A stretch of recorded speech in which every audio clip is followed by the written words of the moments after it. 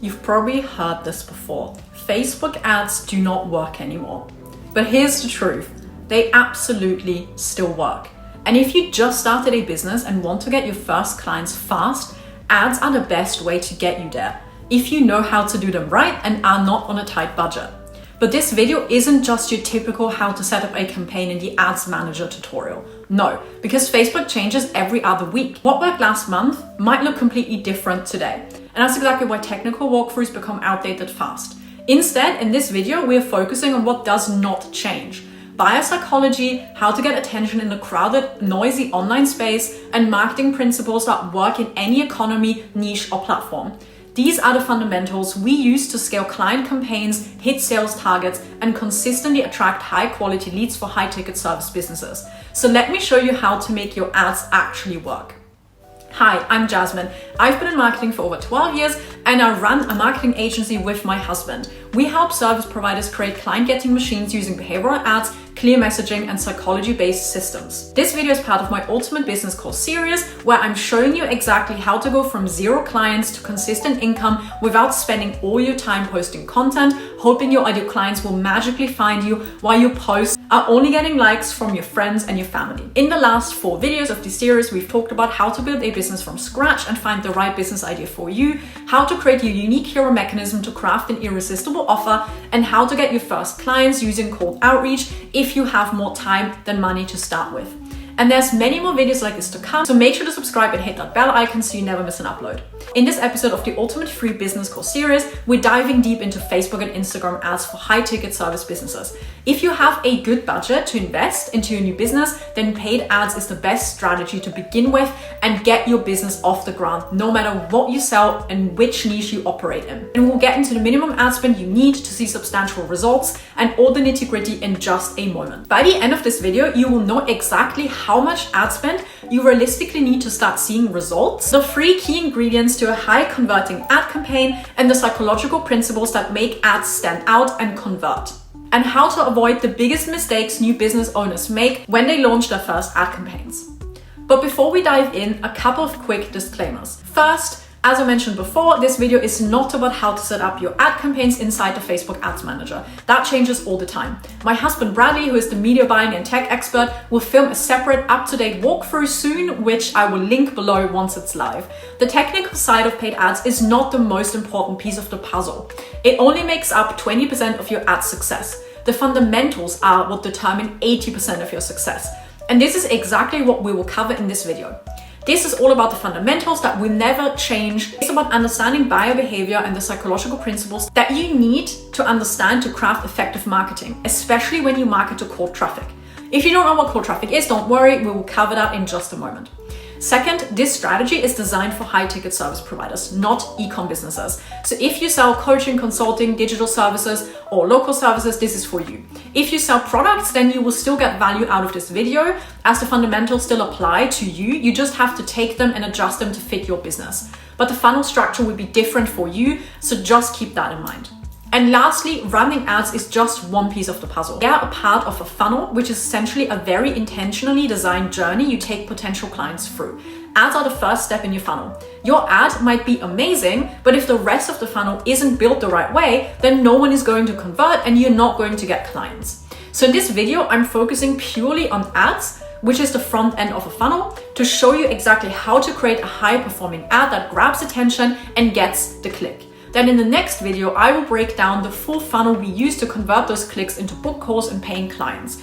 I will show you the exact structure that we use for our own agency and our clients, plus you will get our free templates to build it yourself super easily and quickly. I'm literally giving it all away, so make sure to subscribe and stay tuned. All right, now let's get into the video. First of all, there's a concept that you need to understand if you want your ads to actually work. Selling via paid ads is completely different from selling to referrals or your Instagram or social media audience. Your referrals already trust you. Your social media followers already like you. But Facebook ads, that's completely cold traffic. And if you don't understand this difference, you will end up writing the wrong kind of ad for the wrong kind of audience. So let me break it down for you. There's cold traffic. That's the traffic you're targeting with ads. These people have never ever heard of you before. They do not know who you are, they don't like you yet, and they don't trust you yet. They're not problem aware, they're not solution aware, they're just scrolling, living their life. You need to warm them up by offering value first and making a strong emotional connection. That's why cold traffic ads need to be highly strategic, educational, and curiosity driven. Typically, they need more nurturing before they will actually buy. Then there's warm traffic. These people know of you. They've seen your ads before, they've opted into a lead magnet, or they've maybe read a few of your emails. They're warming up, they're getting curious, but they're not ready to buy just yet. This is where your retargeting ads and email follow-ups come in. And lastly, you have hot traffic. These are your hottest leads. They've consumed a lot of your content, they've downloaded your free offers, they watched your video sales letters, and they maybe even have already been on a call with you or tried booking in a call and then didn't show up. They trust you, they just need that final nudge. And this is where your sales pages, your offer stack, and your irresistible guarantee seal the deal. The reason why this matters is because when you run Facebook ads to cold traffic, you shouldn't sell your offer up front. That's like proposing to someone that you haven't even been on a first date yet. You shouldn't shout, buy now. You should whisper, hey, I see you. I understand your problems. Here's something valuable I made for you to help you solve that problem. You're guiding them into your world slowly, building trust one step at a time. That's the difference between cold traffic strategy and warm traffic selling. Now, a lot of people say, but Facebook ads don't work anymore. Tell that to the hundreds of thousands of businesses that scale using Facebook ads every single month. Let's look at the facts. Businesses are still advertising profitably on Meta, so Facebook and Instagram. Actually, millions of them are. Your competitors are likely advertising on Meta as well. Meta has 3.14 billion daily active users. If 3.14 billion people are using Meta every single day, do you really think that your ideal client isn't among them? Exactly. The problem isn't the platform. The problem is bad ads, bad creative, bad targeting, bad messaging, bad funnels, bad strategy. When you know how to play the game right, Meta ads become your most powerful client acquisition engine. Here's the most important thing that you need to understand before you even write a single ad. Your ad is not competing with other ads. It's competing with puppy videos, dancing reels, half-naked supermodels, funny memes, Netflix, and celebrity gossip. That's the real game that you're playing, the attention Hunger Games. Most ads flop because they're boring. They scream, I'm an ad, and they get ignored faster than a cold sales page at a dinner party. You see these types of ads all the time. They say, buy now, get 10% off today. Snooze fest. Unless your audience is actually in the top 3% of your market, aka ready to buy right now, they will scroll right past without a second thought. And here's the thing no one tells you. That ready to buy segment is the smallest part of your market. If you only speak to that 3%, you will constantly deal with price objections, price shoppers, comparing quotes with your competitors, and clients who are harder to convert and quicker to ghost. Meanwhile, the real opportunity lies in reaching the other 97%, those that are not ready to buy yet, but will be soon. So how do you do that? First, you need to understand the 4 different awareness stages that exist in every single market. First of all, you have consciously unaware buyers. This is the largest segment of the market. 60% of any given market are consciously unaware. These buyers are feeling symptoms, but they don't realize that they have a real problem yet. So for example, they are not sleeping well, they feel low on energy, but they don't know that it's because of their diet or their stress levels. So your goal should be to help them become aware of the root cause of their problem and then educate them and help them connect the dots. Second, you have buyers that are in information gathering mode. These make up around 17% of the market. These buyers know that there's a problem and they're actively researching their options and how to solve that problem. They're reading blogs, watching YouTube videos, asking questions in Facebook groups or Reddit threads. Your goal is to position yourself as the helpful guide with tips, insights, and stories that build trust very early on. Third, there are solution-aware buyers who make up 20% of the market. They know what the solution is and they're comparing service providers already. They're looking at different offers in different businesses. This is where most businesses start advertising. But now you're just one option in a crowded lineup. Your goal here is to really differentiate yourself, show how your offer or method is different from everyone else. This is where your hero mechanism comes in, and we talked about that in a previous video. And last but not least, you have those that are ready to buy, and only 3% of any given market are ready to buy at any given time. They want to buy now, they just need to choose who to buy from. So you need to make it really easy for them to say yes. You need to remove friction, add urgency, and address objections in your copy. The problem is that most businesses that only target the 3% that are ready to buy. And that is a race to the bottom because there's tons of competition as everyone is fighting for these 3%. However, you can market way smarter and build a relationship with your audience way earlier and slowly move them up the awareness pyramid until they're ready to buy from you. So if you start creating ads that speak to all 4 awareness stages, you will not just get more leads. You will build relationships sooner, stay on top of mind until they're ready to buy, and be the only logical choice when they're ready to buy. They won't even check out any of your competitors because they already like you. They already received a ton of free value from you, so they're gonna go to you first. That's how you win with Facebook and Instagram ads in 2025 and in the future. Play the long game, capture attention early, build trust, and be there when it counts. All right, now you're probably asking yourself, how can you create ads that stand out and grab attention? Just think about your own behavior on social media. When you're scrolling on Facebook and Instagram, what makes you scroll past some ads and actually stop and click on others? Usually it's 3 things: relevance, pattern interrupt, and intrigue.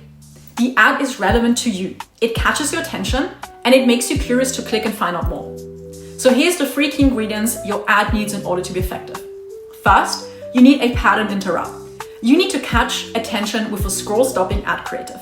Second, you need a hook, right? Your headline needs to be compelling and speak to your ideal client and to a very specific benefit that your ideal client is looking for. This immediately tells them that, hey, this ad is relevant to me and worth paying attention to. And last but not least, you need to retain their attention and get people to actually click the link in your ad by creating a lot of curiosity so they want to know more. And most importantly, it needs to feel native, like it belongs on the platform. People go to Facebook to see posts from their friends, not banner ads. That's why native looking images always outperform stocky staged ones. And it goes without saying that you cannot grab someone's attention if you don't know what they care about.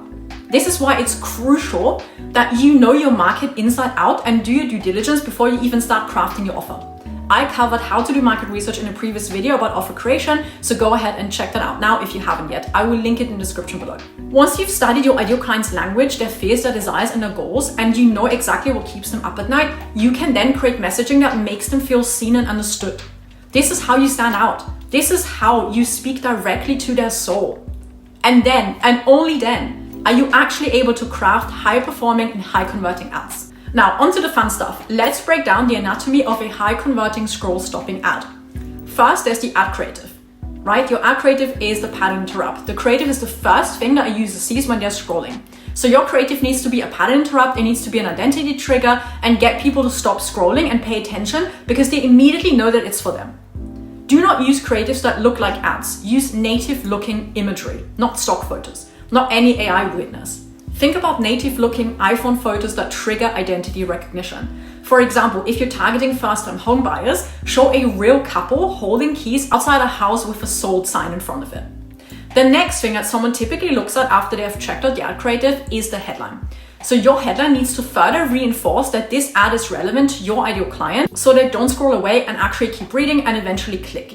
In order to create high-converting headlines, you should use the following formula. Specific benefit plus big intrigue. That's what makes a strong headline.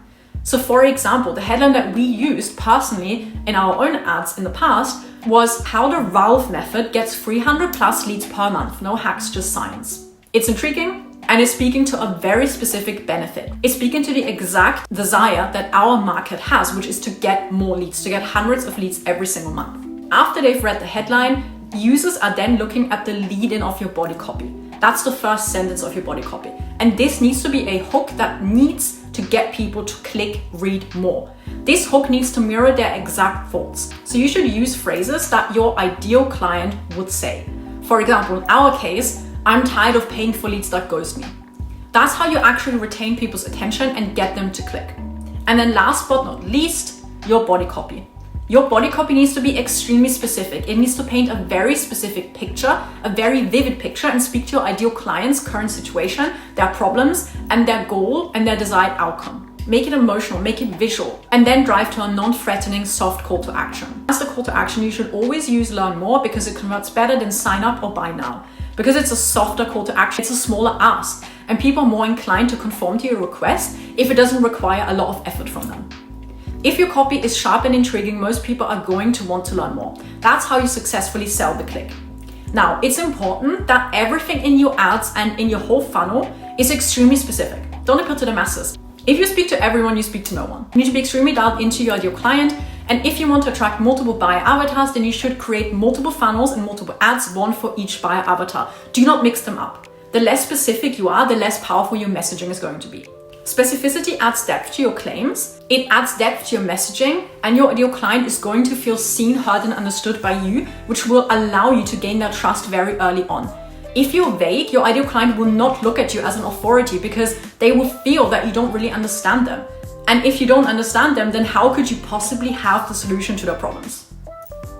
Okay, so now that you've built your ad, you absolutely need to understand key performance indicators and how to spot whether your ads are performing or not. And if not, how to pinpoint the constraint so you can make the necessary changes and improve campaign performance. To run successful ads, you need to track performance like a scientist. Don't just hope for results or assume what needs to be changed. Never ever act based on assumptions or your gut alone.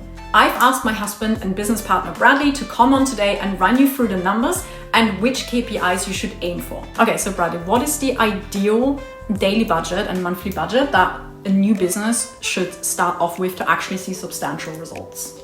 Yeah, so we always recommend if you're just starting out, you have like different kind of budgets. So you have micro budgets, small budgets, medium, and then big. So when you're starting out, you want to start with a micro or a small budget. So we typically recommend to start with around $30 a day. If you go, $10, then you're not really getting enough data and it's just going to take you a long time to see results. Yeah. Whereas if you spend too much, then you could just blow through a lot of budget. So we recommend doing 30 a day. So that gives you an opportunity to learn what's working and make adjustments based on that. So that's what I would recommend, $30 a day.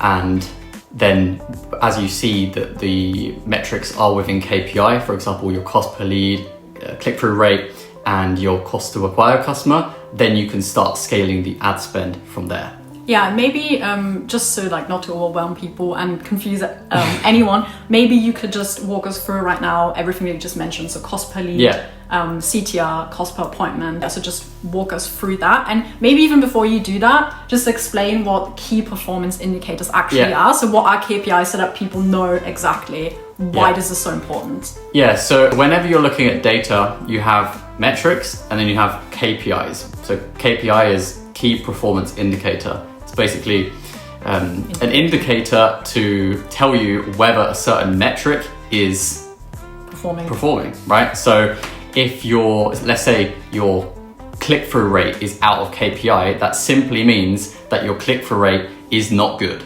right? So KPI determines, and KPI determines if a certain metric is good.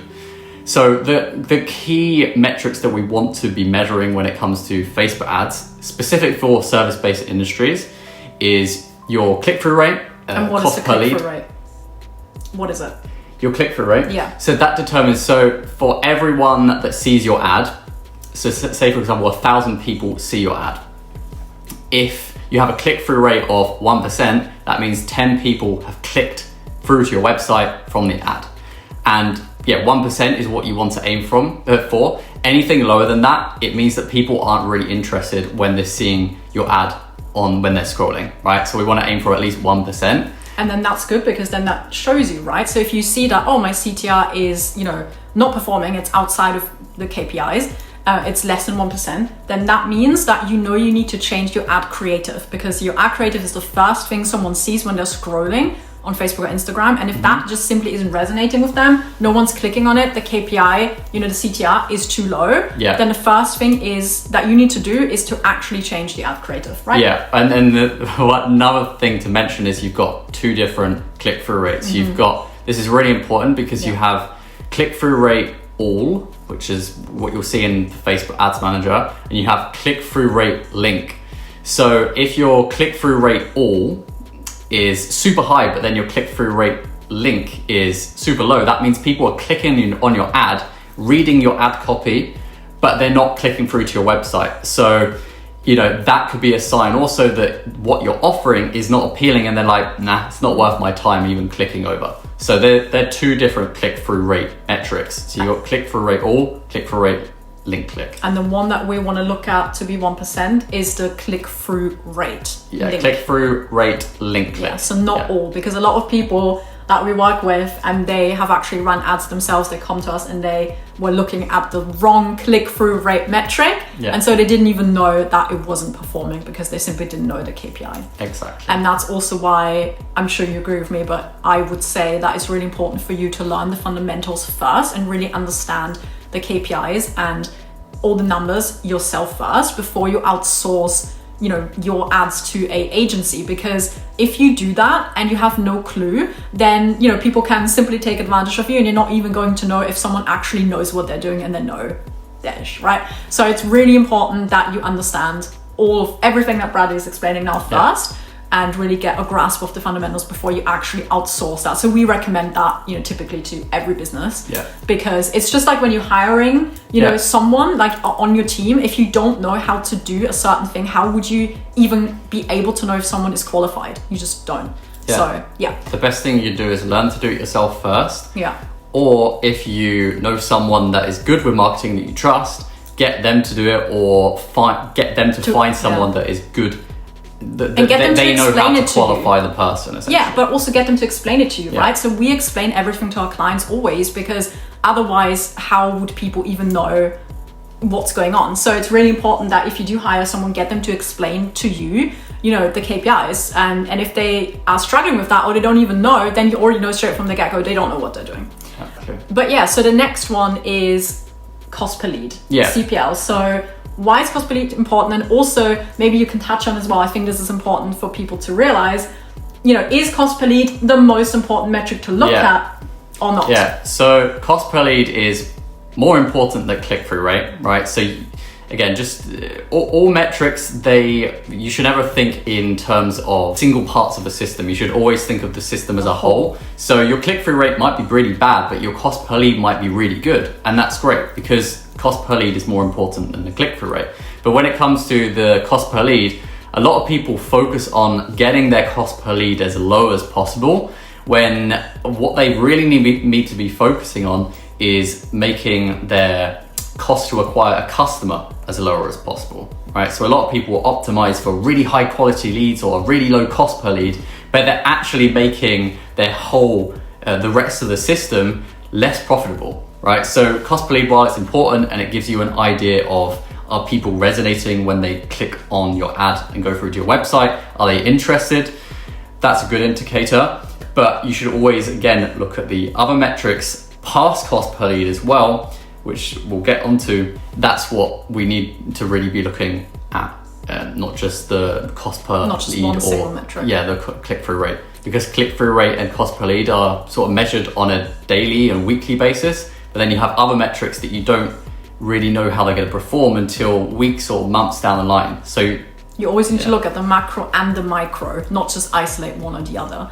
And also, I think what's really important as well for you to touch on is the cost to actually acquire a customer, and what that metric is, and why that is actually even more important than cost per lead. Because if you're just trying to optimize for cost per lead, but you're actually paying a lot to acquire a customer, then you're not really going to make a lot of profit. So that's why cost per lead is not the most important metric. So what is the cost to acquire a customer? What is that metric, and why is this important? Yeah, so cost per acquisition, or CPA, cost to acquire a customer, that's the most important thing, because that is the last metric in the system, right? So if your cost to acquire a customer is £200, but your cost per lead is £10, that's great. It depends on your business, obviously. But a lot of people will be like, I need to get my lead cost down. Let's get it down to £5, right? But then their cost to acquire a customer goes up to £400.